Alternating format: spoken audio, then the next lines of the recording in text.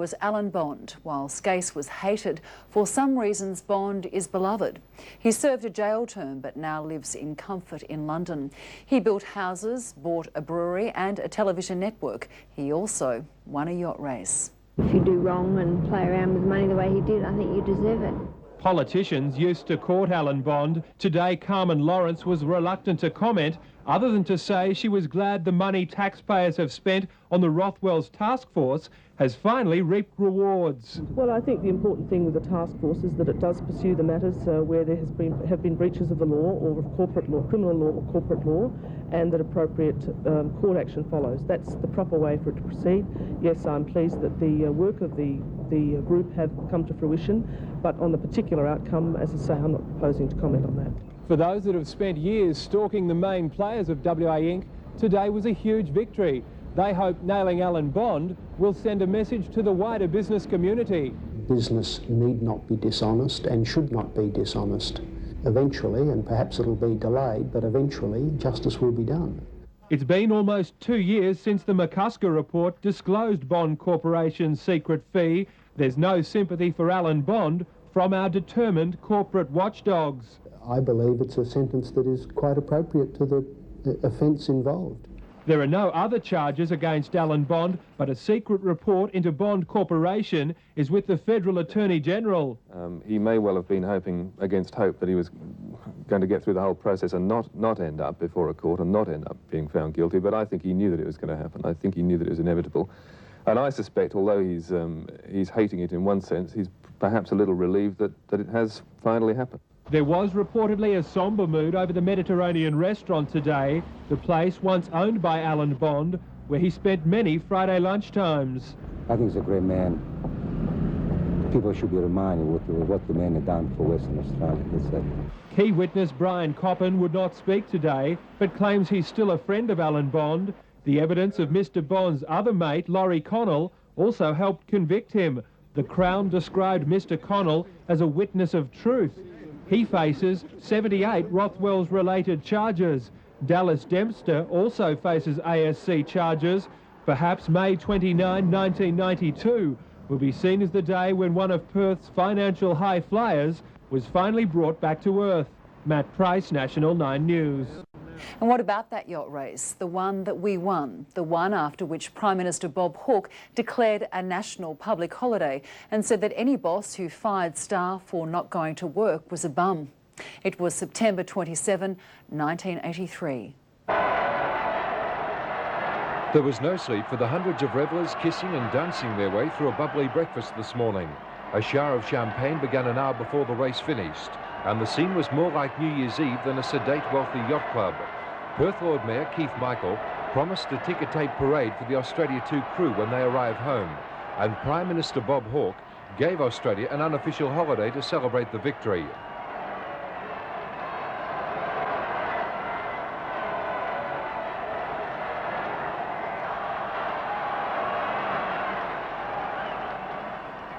A jubilant Mr Hawke arrived at the club just before the race ended.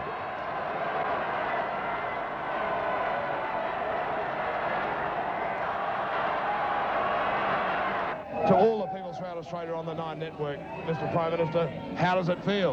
Look, it's just indescribable. I'm drowned in champagne. Look, I just want to say to Bondi, to Jones, to Bertrand, the crew, and of course not forgetting that marvellous Australian Ben Lexon. Right.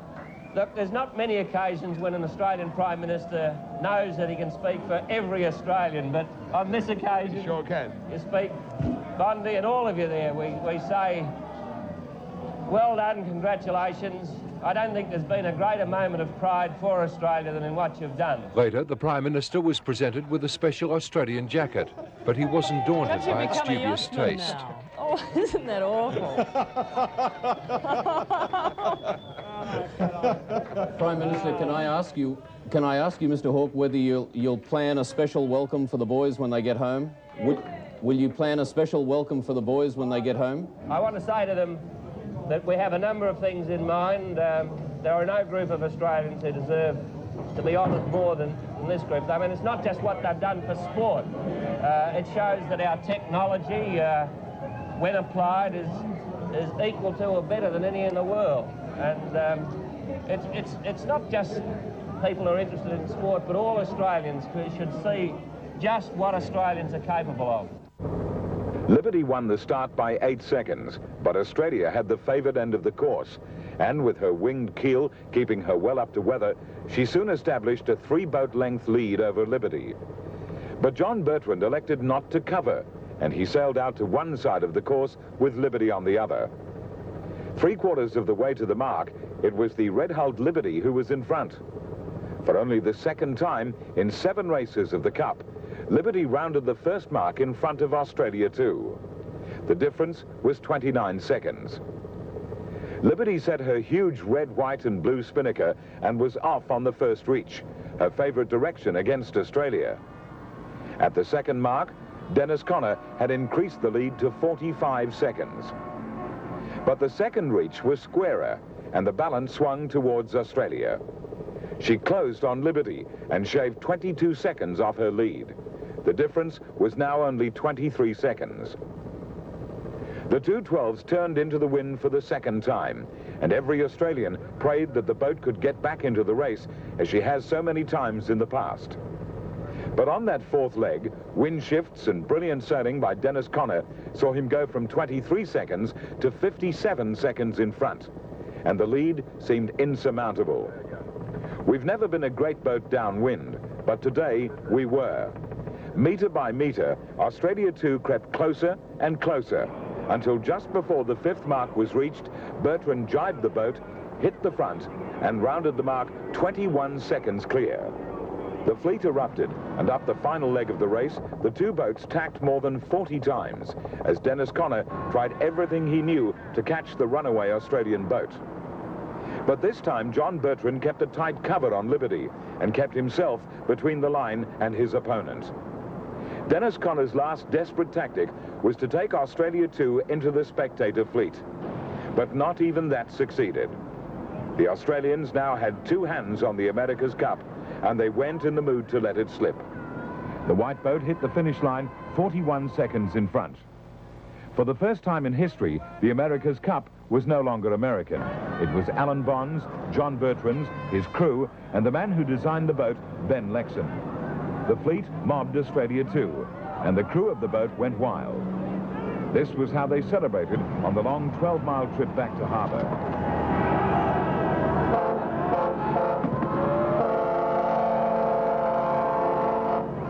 For Liberty, there was nothing but sadness. The first crew and boat to lose the America's Cup. For skipper Dennis Conner, the world must have felt very far away. On the way back into Newport, Conner joined his nemesis John Bertrand and Alan Bond on the tender Black Swan. His grief was obvious. He'd sailed a masterly race and given his all in this 25th defence of the America's Cup. It must be a very lonely place for the man who lost the Cup for the first time in 132 years. His 4th attempt at the Cup since 1974 had finally paid off. His quest cost a cool $16 million. Now it was all worthwhile. How are you feeling? Oh, fantastic. I'm just so proud to be an Australian today. Well, you've done it after all this time. Yeah, it's really fantastic. And now we're going to show the world the keel. Now? Now! Hey, now! All right.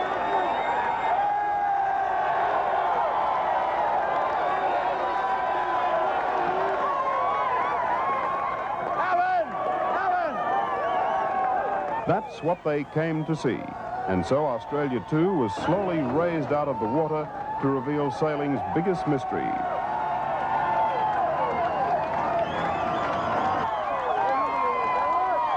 The keel, which stirred up so much controversy, hidden for months behind a shroud, was now finally out in the open, laid bare to a curious world.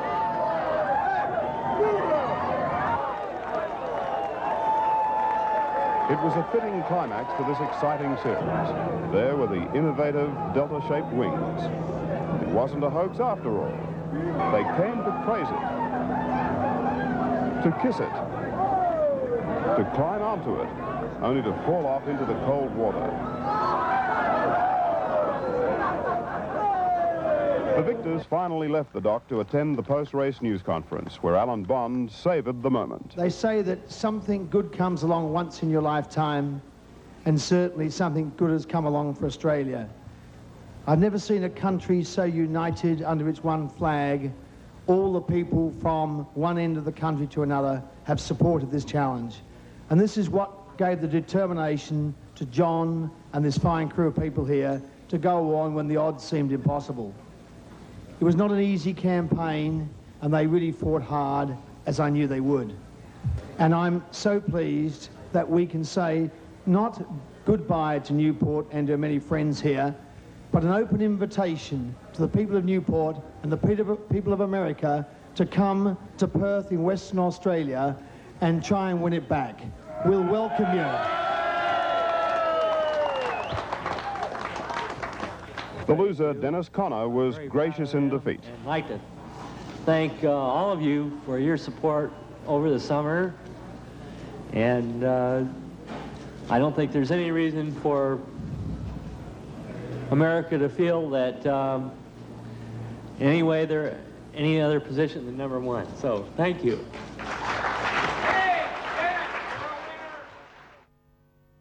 Battling the sea is nothing new to Australians. Most of our ancestors braved it to get here, and each Boxing Day a salty band takes off from Sydney to Hobart on the world's longest open water race.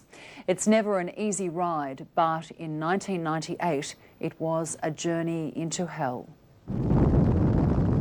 In this battle of man and the sea, nature has again proved brutal and unforgiving. The worst conditions in the Sydney to Hobart's history turned the race for line honours into one for survival. 2 are confirmed dead, a third feared drowned, and an entire crew of 9 is still missing. Arriving back safely on land, the grim faces of men who just lost 2 mates. Battered and in shock, the 7 surviving crew of business post Naiad were airlifted to Merimbula, but left on board their stricken yacht the bodies of Philip Skeggs, who drowned in rigging, and skipper Bruce Guy, who had a heart attack when his vessel overturned. A veteran of 10 Sydney to Hobarts, he'd spoken just days ago of the race's perils. You just got to hang in there in these races, because anything can happen right up to the last. Hope is quickly fading for British Olympic yachtsman Glyn Charles, swept from Sword of Orion late yesterday, but rescuers searching for him suddenly had another emergency. Mayday, mayday, mayday, here is Winston Churchill, Winston Churchill. A distress call from the veteran of the fleet, the 56-year-old cutter Winston Churchill, seen here on a recent training run.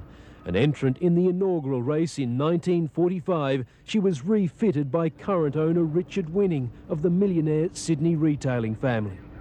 We're in now, we've got a boat that's basically sound, which is good for many more seasons of gentlemen's ocean racing. But last night he radioed the boat was 30 kilometres from land and taking in water. We are getting the life rafts on deck.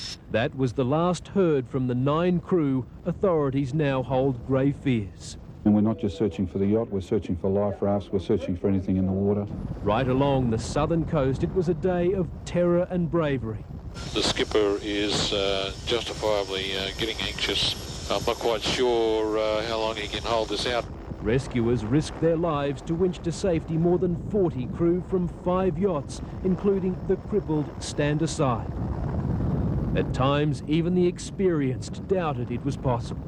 1 minute we had 80 foot underneath the aircraft, and the next minute 10 foot. It took all our efforts and our training to get these people out. We only had to take one more wave and the boat would have just gone straight down, so we would have finished up with bodies everywhere. The 9 crew of the Midnight Special was similarly helpless. It was dangerous, frustrating work, but one by one each was hoisted to safety, their yacht then left to ride the seas alone.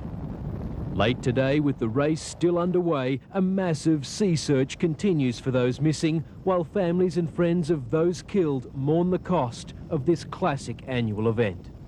Daniel Blyde, National 9 News. Having survived the worst conditions of Bass Strait, the leading boats made their way down Tasmania's east coast today, looking forward to the relative calm of local waters. Sayonara has maintained its record-breaking pace. The gale force winds helping establish a lead of up to 30 nautical miles on its nearest rival, Brindabella. A feat which should see the American Maxi cross the finish line late this evening. Nokia was in third place in front of Osmaid. Both yachts in contention for handicap honours, as is Sid Fisher's 50-footer Ragamuffin. Further back, what's left of the fleet still has plenty of hard work ahead. The majority are not expected to finish until late tomorrow, ending the most gruelling chapter in the event's 53-year history. To break the race record, Sayonara has until 3 o'clock tomorrow morning to make its way up the Derwent River here to Constitution Dock. And despite the incalculable tragedies that have occurred this year, race organisers are still planning a big party for those crews that simply make it this far. Clinton Fletcher in Hobart, National 9 News. When you use the words football legend in Australia, you have to be very specific and very diplomatic. In a country where there are 4 official football codes, there have been and are many who qualify. But in the only code that hasn't quite made it internationally yet, Aussie rules, there is only one, the one they call EJ, Ted Whitten. Bigger than life and a fighter, but sadly no longer with us. His death may not have stopped a nation, but his presence often caused a pause in southern states. Well, we're very serious. You should know better to ask me that, how serious we are, because we know that we've had trouble in the last few years defeating South Australia and Western Australia, and they have a very, very accomplished squad. And we realise that we have to pick an excellent side with the attitude being 101%. You asked me, was I serious about this game? Right. EJ was a bundle of nerves in the weeks leading up to the matches, and the showmanship may well have been his way of easing the tension. If nothing else, it made for good television. How much pride is in this game? Oh, there's a tournament. You know what sort of pride is in it. I mean, the Victorian jumper against the South Australian jumper, Lou, and everybody wants to win. They've been hit hard with injuries too, you know. While Whitten's foe in Adelaide was former strongman Neil Knuckles Curley, over in the West, it was the mouth that roared, Mel Brown. Big Mel better watch out. Mel who? Mel Brown. Total acting, and because there was no life. I mean, we got a packed house in WA because of a lot of that acting, and we got a fairly disappointing crowd at the MCG when WA played their first State of Origin game on that ground. But basically, it kept it alive. Do or die effort. It's got to be a determined thing. You've got to show me all the guts and all the determination you've got in your body. You've got to inspire me. In June 1995, Australian rules said goodbye to Ted Whitten, its favourite son, as he was driven around the Melbourne.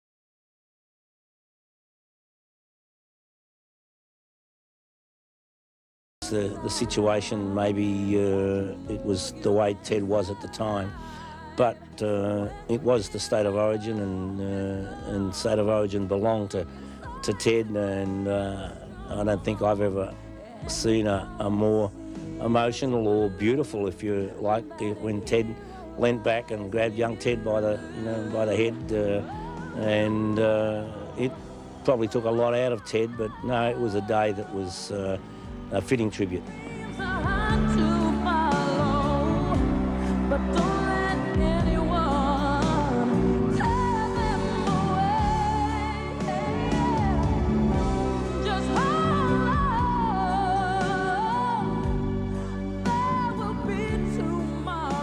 The Melbourne Cup does indeed stop the nation, but which cup is the biggest so far?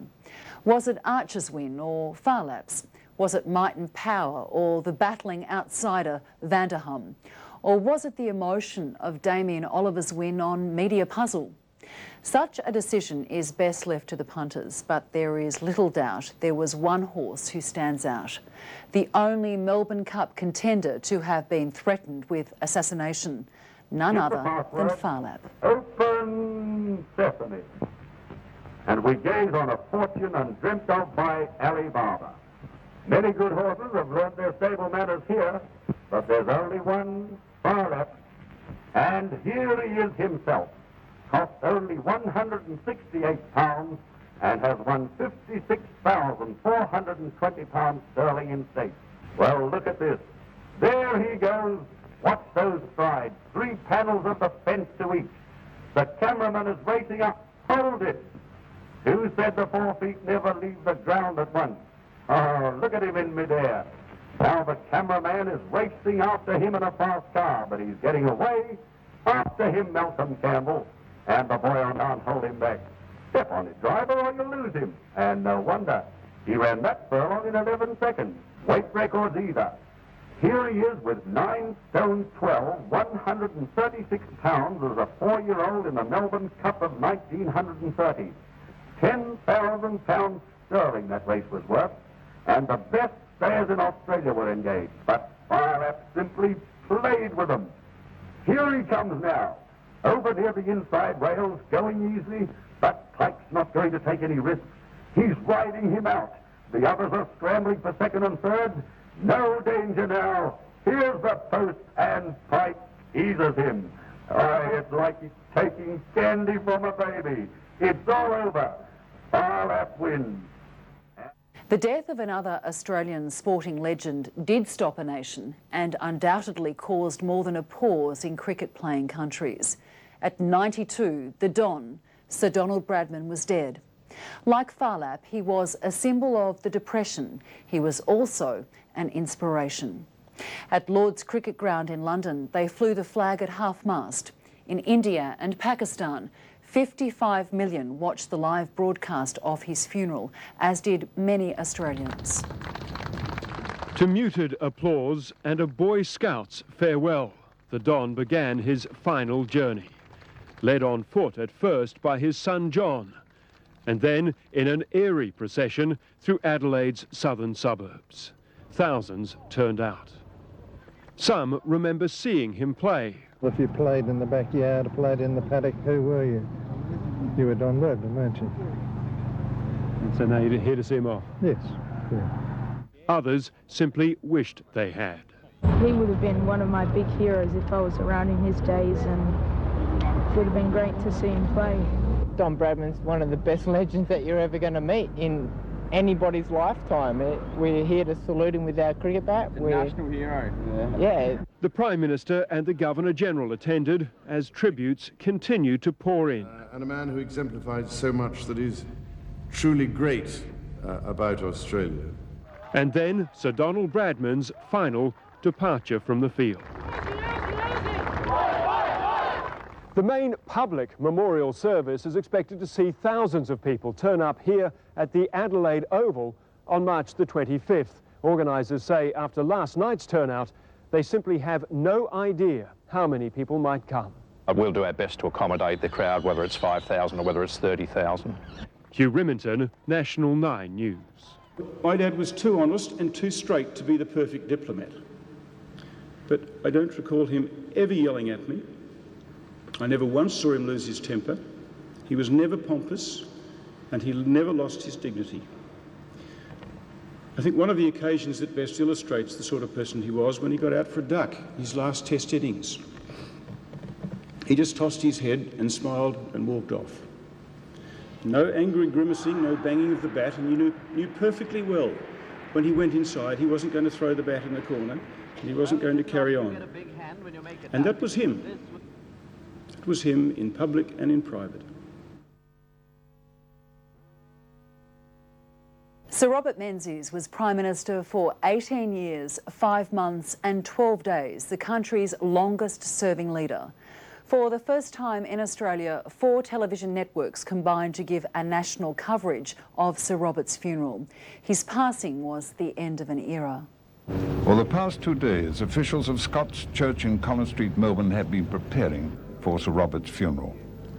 To the historic church, many thousands of floral tributes have been sent from home and abroad, from political friends and opponents, from world leaders, and from the people of Australia, whom he served as Prime Minister for a record 17 years. Sir Robert's coffin had been placed before the altar draped with an Australian flag. About half an hour before the funeral service was due to start, the 800 official mourners began to arrive, and among them were representatives of overseas nations and Australian leaders in all fields. The leader of the opposition, Bill Hayden, the former British Prime Minister, Sir Harold Wilson, one-time Country Party leader, Sir John McEwen, who was a close political ally of Sir Robert for so many years, Sir Henry Bolte, former Premier of Victoria, the Deputy Prime Minister, Doug Anthony. Political allegiances were forgotten as the nation paid its tribute to a great statesman.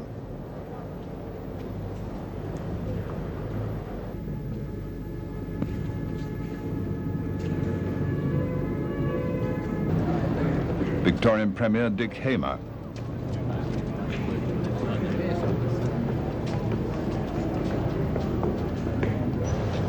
Prime Minister Malcolm Fraser, who first entered Parliament while Sir Robert was Prime Minister. The two have been close friends for years.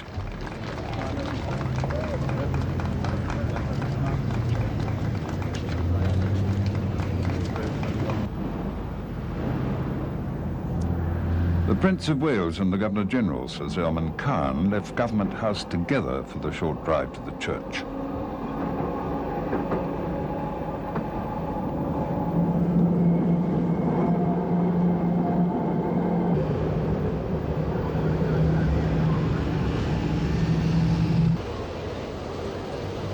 The centre of Melbourne was at a standstill as the people of the city waited in the grey gloom of an autumn day to pay their respects.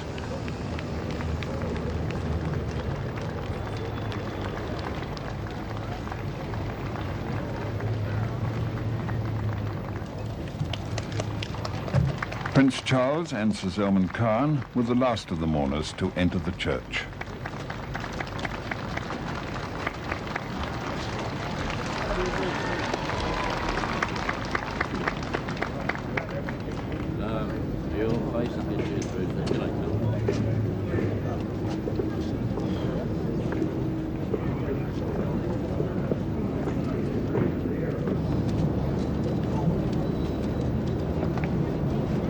The 16 pallbearers who flanked the coffin were drawn from the top of the political spectrum.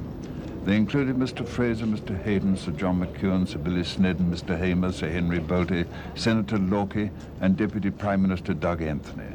Sir Robert's grandson, Alex Menzies, represented the family. January 1, 2000 welcomed us to the new millennium. It was controversial. There were tiny nations planning major events that wouldn't happen and big ones going all out to outdo each other. My computer didn't explode because of the so-called Y2K bug. Did yours? To me and millions of others, it was just an excuse for a celebration.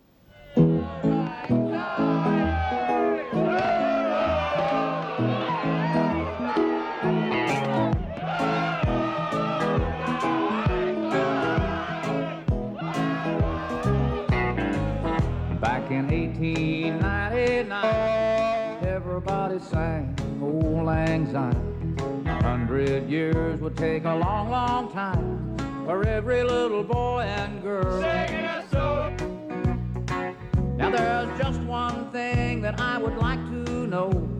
Where did the 20th century go? I swear it was there just a minute ago. All over this world.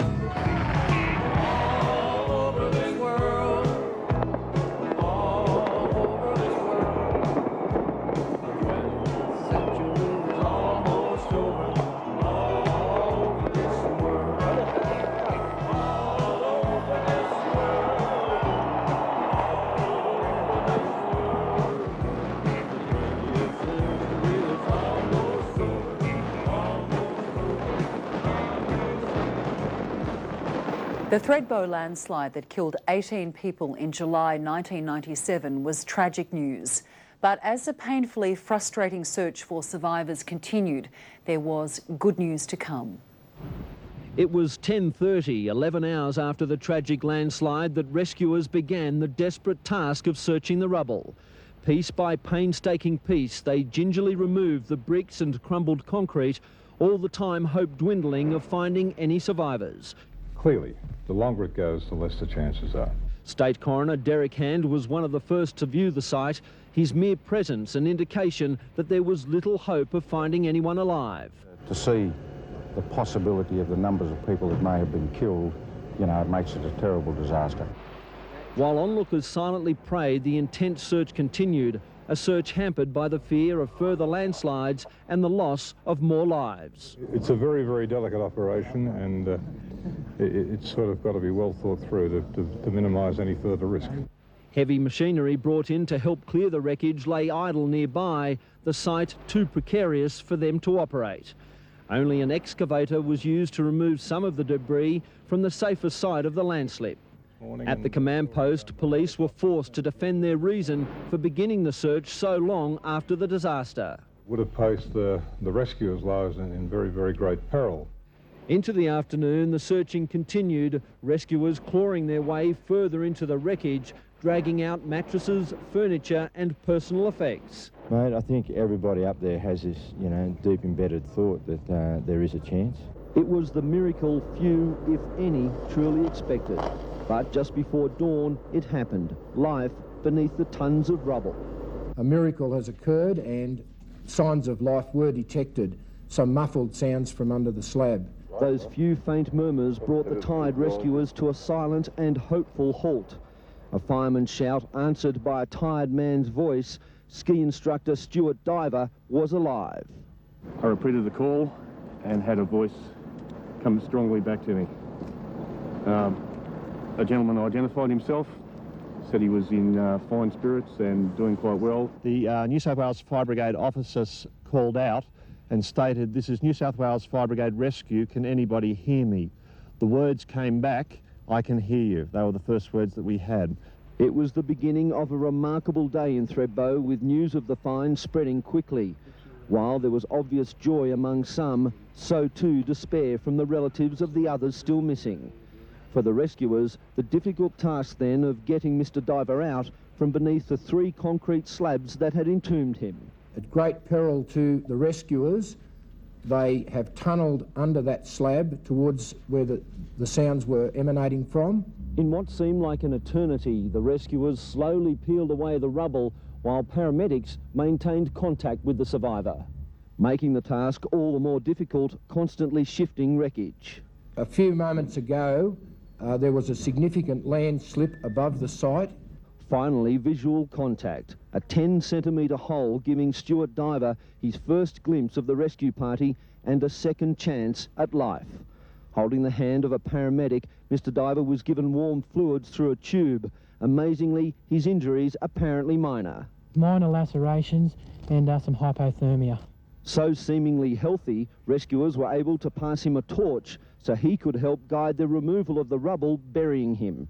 A tube was also poked into his clothing so warm air could be pumped in. He's in high spirits. He keeps talking to them. He's relaying messages from in there about his condition, where his lacerations are, how he's feeling, and probably the best way they can remove some of the rubble from around him. Obviously, if one man has managed to survive, well, we keep our fingers crossed that others have managed to survive as well. Here's how the event was described live by 9 News' Tracy Grimshaw and Hugh Remington. We are about to see him. He is wrapped up in blue blankets. He is on a yellow stretcher. You can see him at the centre of this chain of people now. And he is out. This is Stuart Diver. This is the sole survivor of the Thredbo disaster so far. There are 13 people still unaccounted for, but this is Stuart Diver, who has been released from his hole underneath that collapsed, the 2 collapsed ski lodges. Yeah, there's the chair. There's the chair going up. They've suddenly realised around here. They know that he's out. Finally, they realise that he's out. It is indeed a wonderful moment. Mr. Diver has had a miraculous escape He's suffering only lacerations and mild hypothermia. In this 50-year reflection, there may be stories overlooked. There may be a few we should have included and couldn't for various reasons. Whatever, this is the way it was. The British writer, poet and critic G.K. Chesterton once said, "It's not the world that's got so much worse, but the news coverage that's got so much better." You be the judge. I'm Jo Hall.